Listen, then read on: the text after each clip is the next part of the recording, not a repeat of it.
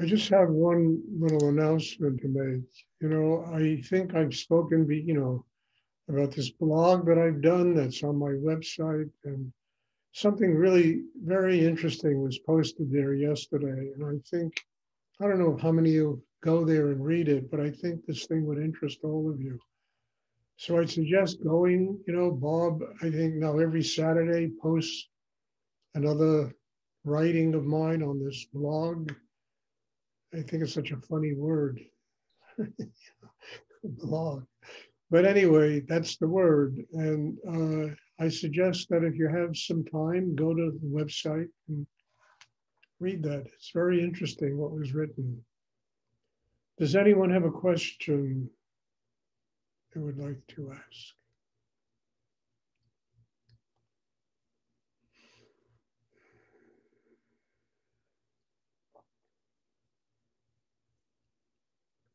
I mean, it might be a good place to send friends who might be interested in this meditation. I don't know how many of you know people like that, but it might introduce them to what goes on here and Rudy's work, Rudy's meditation practice.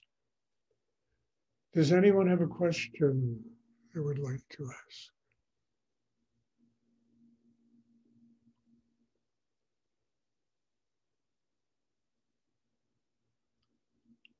Regarding the blog, I read the Outside the Realms of Time that Bob had posted, and it's lovely. And I assume it's authored by you, right, Stuart? Excuse me? I read on the blog the thing Bob posted called Outside the Realms of Time, and I assume it was written by you. Yeah, well, that's the one. There's a new one there now. They're all written. Okay. Okay, good. It was wonderful. I take credit. Outside the Realms of Time is a poem. Okay. I wrote, but I take credit for having written all of it, good or bad or indifferent.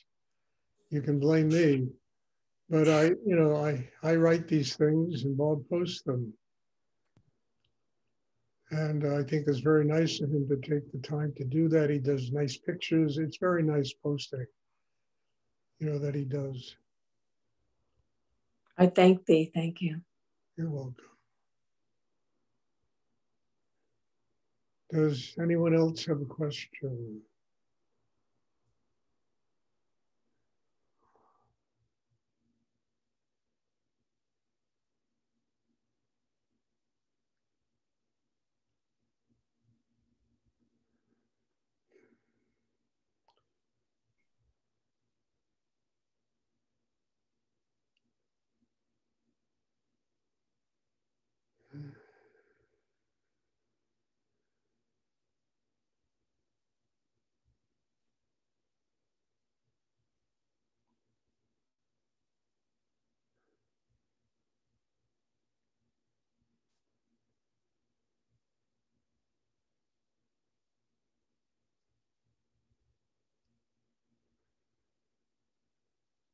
I spoke about it this afternoon in the class in Europe and Middle East, but I think it's very interesting. On Saturday, I went to the Met, and they're having a very interesting exhibition there of bodhisattvas, 3 bodhisattvas, and Jushri, Avalokiteshvara, and Vajrapani. And the art was amazing. I mean, really beautiful, highest A+ level of Nepalese and Tibetan art. Both the tankas, the bronzes, the ritual objects were just really extraordinary. I mean, it kind of brought back memories to me of the old days when I would spend my lifetime looking for that level of art. But that's not really what struck me. What struck me was that there probably were 20,000 people in the Met on Saturday. The place was, the main hall was just crawling like an anthill, with people. And in the area where you had all of this extraordinary sacred art, where you could sit down and experience a quiet inside you that was really profound. These beautiful Buddhas and other kinds of statues and paintings. And there were 3 people there. And I don't think it's just, look, they said in the Old Testament, also in the Bhagavad, many are called and few are chosen. And that was such a sublime example to me of that. There were 20,000 people there, and there were three people in this area which had, I mean, truly, I'm talking remarkable stuff. I mean, I know because I did this for 25 years of my life, and this stuff is really beautiful. And, you know, three people were there. Hmm. And I think to me, it's like a metaphor for the very nature of what spiritual work is all about. And it's also the reason why the universe gives us, you know, gives many lifetimes to do this, because most people are really not ready. It's what they say in the Bible, you know, many are called, everybody's born, everybody is called here. What are we here to learn, you know? How to transform suffering into a spiritual life. And how many people do it? That really is an extraordinary factor. Really do it.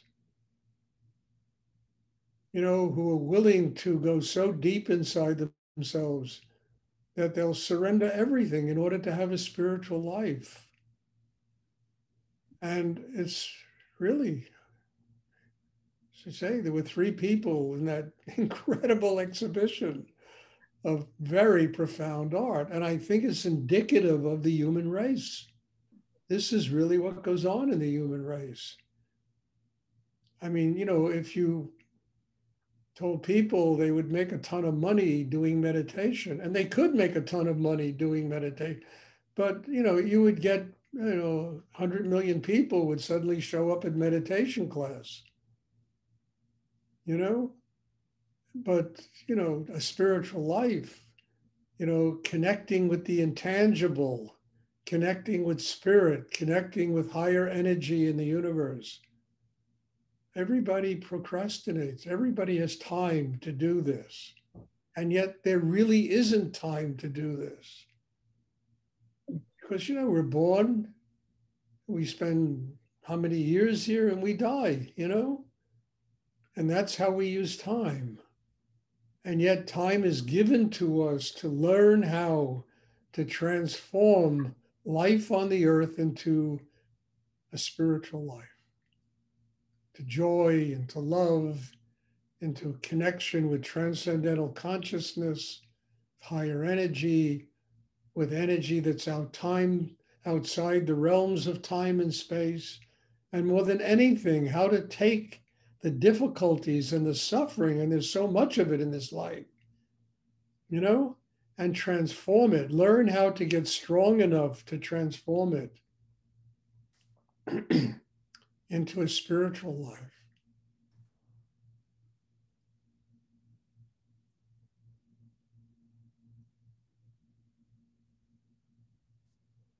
And it's not for me to look at these people, this anthill of people walking around the lobby of the Met and going to, you know, pop art exhibitions and whatever. It's not for me to judge them, but it's for me to remind myself how important it is to do something. Please try and sit still. That to do something which really, really helps me connect with God. And, you know, the rest of it is also an incredible reminder. I mean, I got to come back here and do this again and again and again and again until I finally wake up inside to the real meaning of why I'm born on the earth.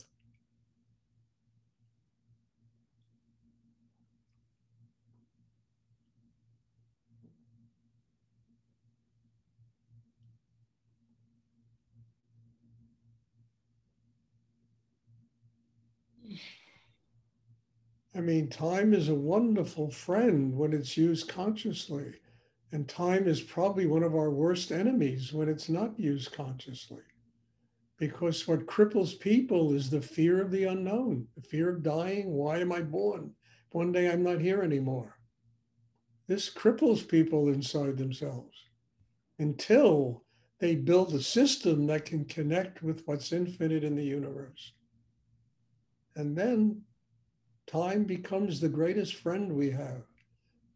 It's given to us so that we can use to do that.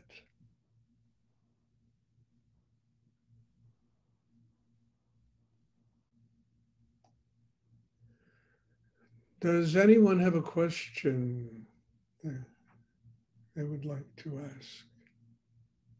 I hope this is clear, you know, I mean, it's so important to finally come to that realization. Why am I here?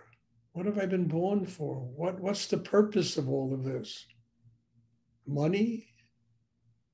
Fear? Insecurity? I mean, what's the purpose of it? Being a victim of time or being a master in yourself so that you can use time, you know, as a way of truly getting your connection with God, higher energy, becoming one with God.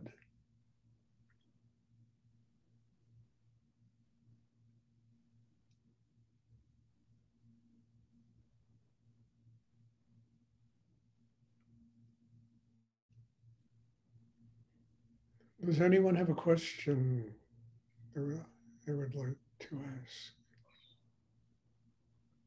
So it's that, you know, thing, many are called and few are chosen. I mean, there were 20,000 people in that museum, and 3 of them were to the place where there was profound spirituality and quiet and consciousness, and trying to bring that consciousness to the human race through art.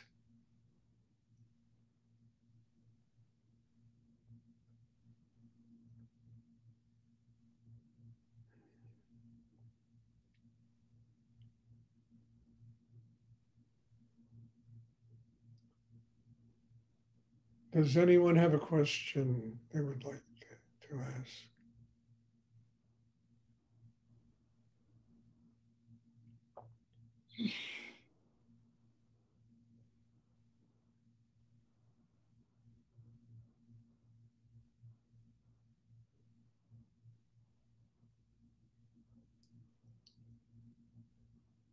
Okay, if there are no more questions, then thank you. God bless you all. Again, you know, I keep repeating this, I'll say it again. You all are my teacher. You all, your presence here is certainly helping me to grow and get closer to God. And I bow to you. I thank you. I think it's amazing to turn on my computer and people are here doing this very deep and very profound form of meditation. So God bless you all. Thank you. And there'll be a class tomorrow evening, and I'm hoping to see you in that class. So bless you. Thank you. Have a wonderful evening. All right, Stuart. Thank you very much. All right, Stuart. Thank you. You